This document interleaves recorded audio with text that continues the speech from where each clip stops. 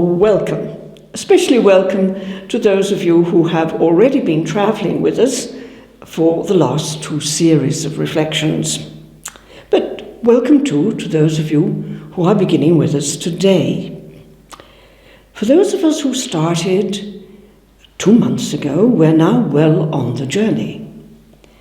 And when we began, we looked at our world in crisis and how our only possible solution to the crisis that we are in as a human family is that we will, at long last, begin to learn how to live together.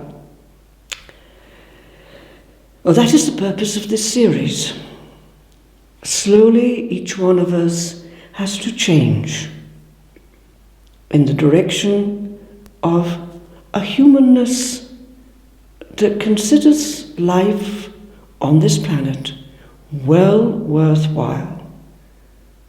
And we have, each of us, the responsibility to preserve it and develop it. But now, since we began this series, the situation of crisis in our family, our human family, has escalated. It has grown stronger, it has grown more dangerous. 100 years ago, we could talk about a world war, which involved many countries, but certainly not the whole world. But now, we're facing global terrorism. The enemy is still known, but there's a big difference because the enemy is to a very large extent hidden among us. It appears not in big armies or air forces or warships, but in ordinary everyday life situations. At the football match, travelling to work in the morning, going out with friends for a meal at the weekend, attending a rock concert, a group of teenagers on the beach. In every single continent of planet Earth at the moment, terrorism is taking its toll on our way of life. We all know that the wars where one army faced another, and one was victorious and one was defeated, ended in a peace treaty. And we also know that the terms of the peace treaty at the end of war usually gave cause to the next war. Now, that has to end. We are in a very different situation. We really must change. The end of this struggle with the desires and the ideals of our terrorists, and there are many groups around the globe. The end of this must not be a peace treaty which can be broken. It has to be something that we are all involved in. A radical change that allows us, at long last, to live with each other. Why do we not live in peace with each other? Well, when we began these reflections, we looked back. We've seen that this is the human tragedy, recorded in art, in literature, from the beginning of our time together. We looked at the story of Romeo and Juliet, two families at war with each other, an echo of the much older epic story of the Mahabharata, where two families of brothers, 5 here, 5 there, fought and fought and fought each other. And further back still, in the first book of the Old Testament of the Bible, Genesis, according to the story there, the first 2 human beings to be actually born on planet Earth, 2 brothers, Cain and Abel. Cain murdered his brother Abel. And this is something to notice, to note carefully. When Cain was asked, "Where is your brother Abel?" he asked, "Am I my brother's keeper?" Am I responsible for my brother?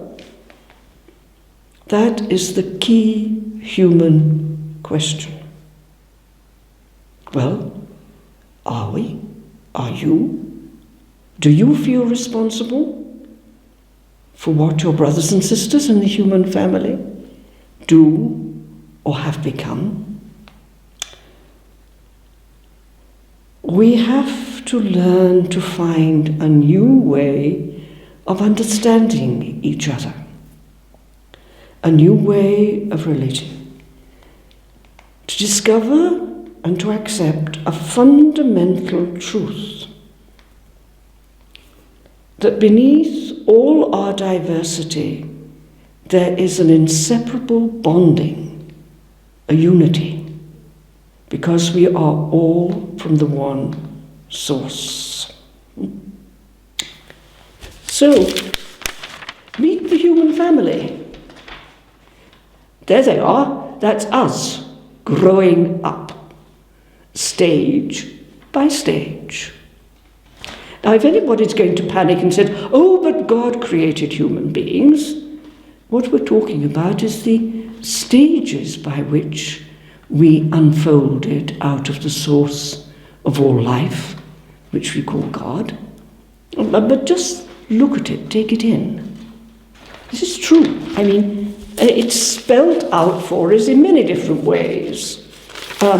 Here's the first one. Do you realize our ancestry goes back 4 million years? And there's another stage.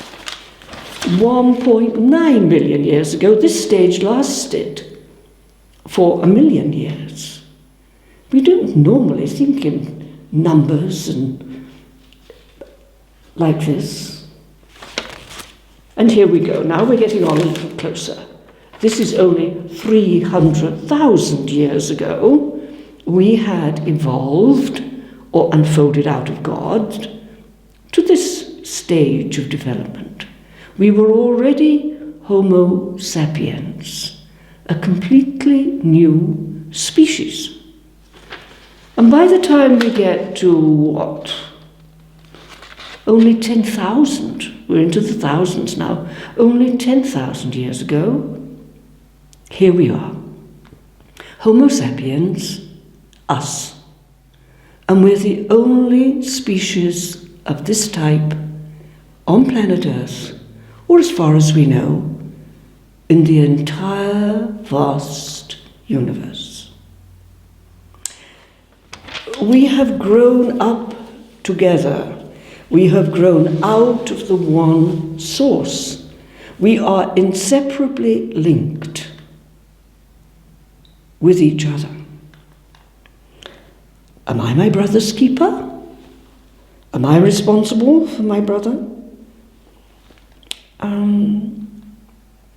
We're all here on planet Earth. We're all on the same space-time journey from the source of all life back to the source of all life. We are very diverse with our external appearance, height and weight and colouring, language, traditions, ways of celebrating, ways of being sad, ways of rejoicing, images and concepts about the source from which we have all come. But underneath this great diversity is the unity.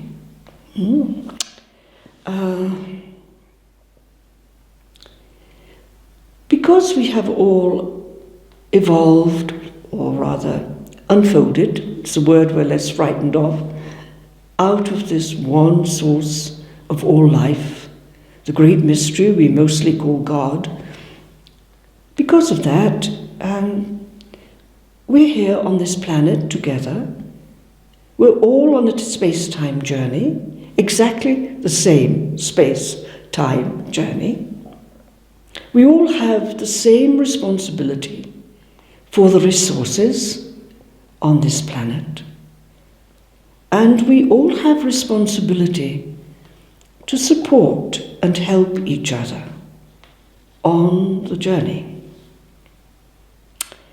If we don't, we end up in the crisis we are in now. And we really do not need to have got ourselves to this point of crisis.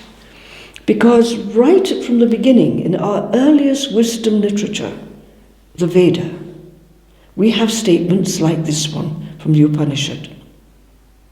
The one who sees the diversity, but not the underlying unity, just wanders on from death to death. Of course, the reference of wandering from death to death is the concept that that tradition has, that we cannot get the answers right in one lifetime, so we constantly get born again, make the space-time journey, get it right a little better, come back and try again. You know, the understanding that we are all born to life on this planet many times. Now, some traditions have that understanding, others not. But the first part of that statement is absolutely true. We have to see not just the incredible richness of the diversity of human beings, but the underlying unity that we are one and we come from the same source. Now, does this mean that I have responsibility for my brother's actions, my brother and sister, the rest of humanity? No. And why not? Because each one of us, each human being has a unique life. I am a body, psyche person, and even if we take that our physical being is just recycled material, we also know that we have each a reality that is totally unique. No one else, one only.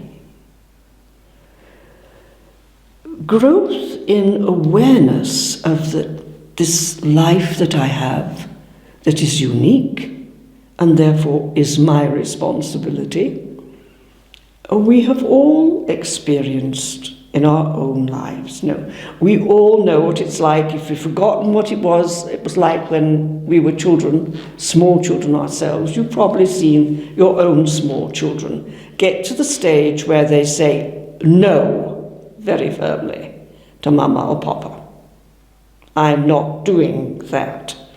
And we know the various stages we go to adolescence, where we claim, it's my life, but you can pay the bills.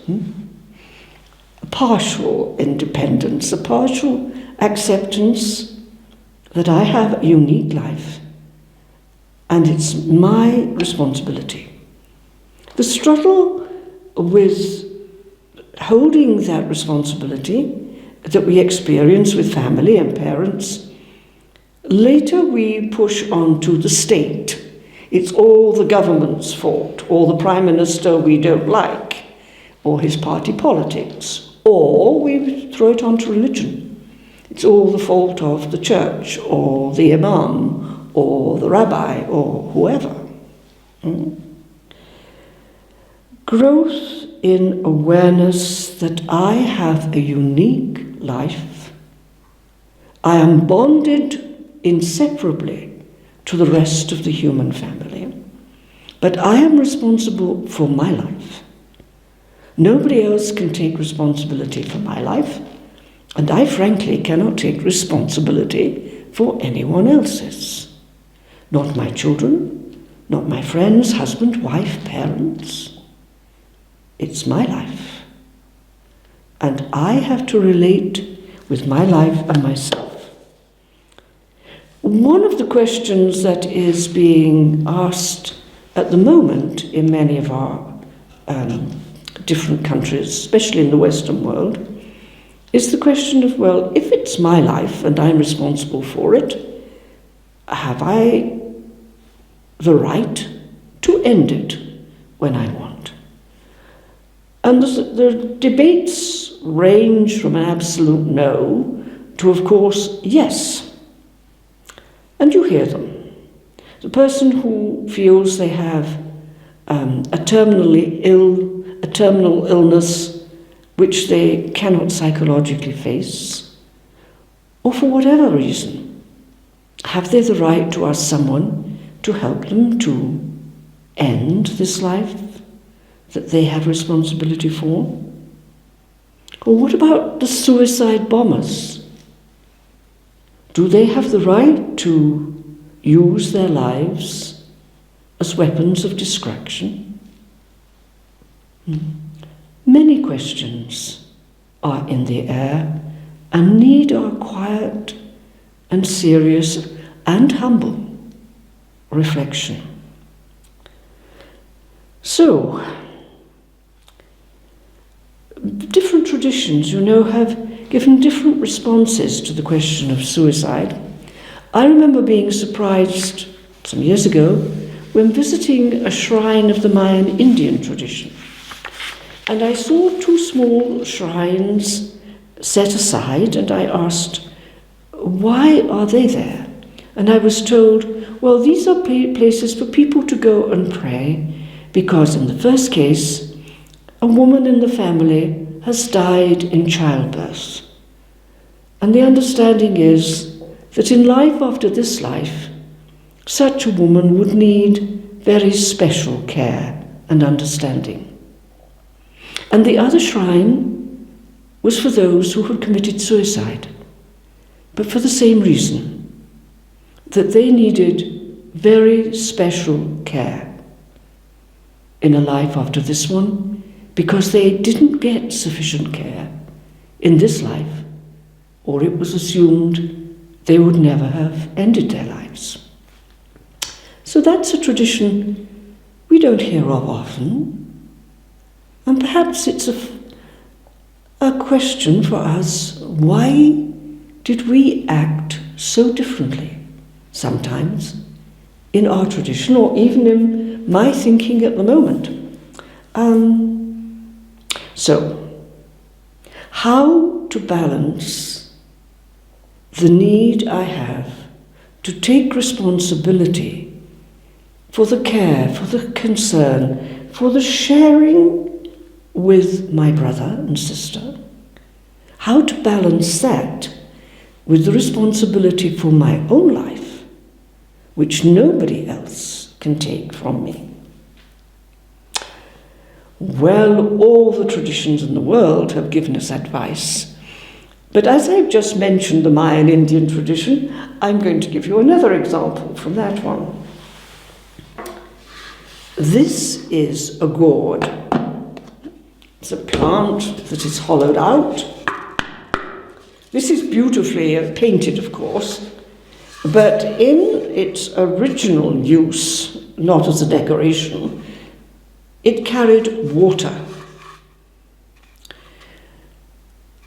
The Mayan Indians had to do a great deal of journeying across very difficult country, and water was a top priority. And so the advice given is this: when you are on the journey, you keep your attention focused on where you are going, and you carry water with you. And if, as you journey, you hear other people coming up behind you, do not turn round. Continue your journey.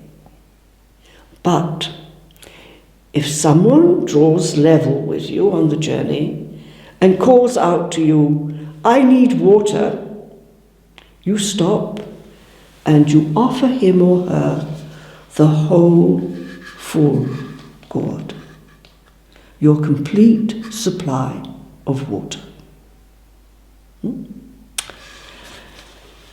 If we put this into this symbolically into our own life's journey, it has two key points which are very helpful. One is, it is your journey, it is your life, you are responsible. So keep your focus on your journey. Go prepared. Carry the water. Carry what you need for life, for the journey. Do, in other words, in your life, whatever helps you to stay alive, awake to the journey you're on, and how important it is. And do not get distracted or involved in things that are not really your concern. How easily we get distracted by other people's journeys before they have done, and this is the next thing, before they have come close enough to be part of our life, and they ask help. And when you are in that situation, you don't give a little, share a little, you offer them everything you have. It's a high ideal, you may say, but it's a basic one on the spiritual life. And if you reflect on it, and I'm sure you will, it gives us some very practical advice, in fact, as to how I do keep my focus, make sure I have in my life what is life-giving, so that I'm taking care of my life, the unique life that nobody else can take care of for me. But at the same time, when my brother or sister is in need, everything I have is available for them. It has been our failure to see the basic unity of humanity, underlying the vast richness of our diversity, that we have had among us in more recent centuries a growing imbalance in the use of resources. We have seen it tipping from those who have much and those who have next to nothing, until it has collapsed, and this is where we are. So, in this present situation, what can I do? Well, the first thing is, don't panic. That's exactly what terrorism wants you to do. Stop and think. And then the first thing we must do is to get back to valuing myself and my human life. Really see it as a value and a gift. To really be grateful for it, so that I don't throw away the gifts and talents of life that I have. The opportunity to be alive on this planet is a tremendous gift. And to be human is a wonderful dignity. So gratitude for my own will free me up to be a little more grateful for the fact that the whole human family is a gift to be grateful for. And then, of course, there is the imbalance in resources. Well, we could just start with, in our own lives, with the surplus, with the unnecessary extras. Again, this is a big challenge.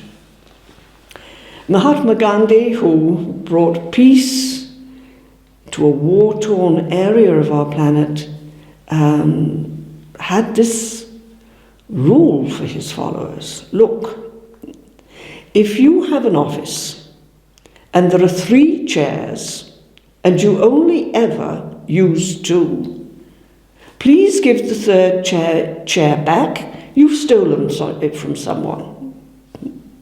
Somebody needed it and you have got it and you're not using it.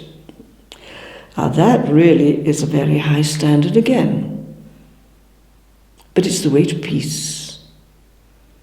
Imbalance of resources.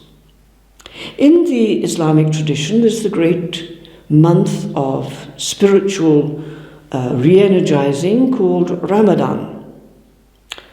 And in Ramadan, there is the custom for believing Muslims that they give gifts to those who are poorer.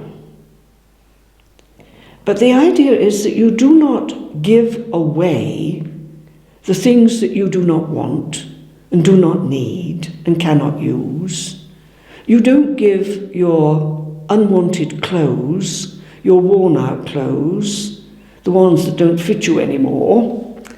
You don't give those away to the poor. You share what you have, what is useful, what is valuable, that you use and feel you need. A very slight shift of attention, but very important.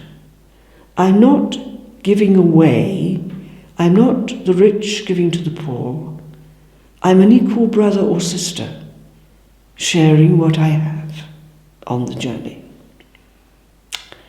Now, yes, these are demanding.